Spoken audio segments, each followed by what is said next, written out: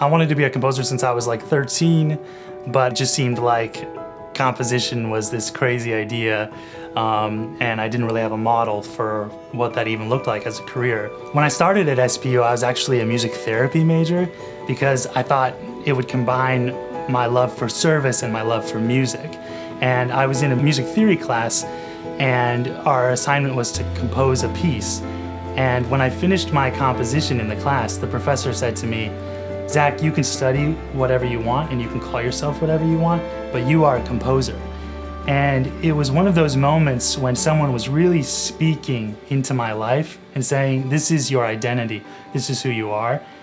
And it really changed the way that I looked at myself. I started to believe that in myself too, saying, I am a composer and maybe I could actually make a career as a composer. Dr. Newby was another one of those mentors that really was feeding into me at that time. He would tell me things like, work like you're in control, but pray like God's in control. And so having that mentality, I took this huge leap of faith moving to LA.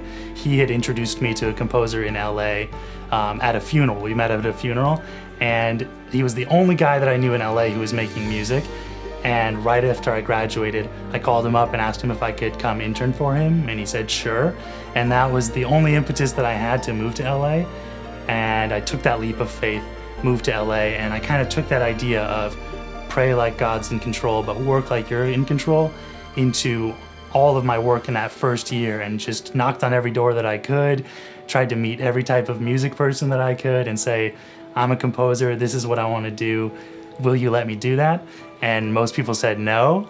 And I think that's the hardest part in the very beginning when you're moving to a place like LA, is that there's just so much rejection, and just having sort of that identity of this is who I am a composer. Even if you're not allowing me to do this, I am a composer.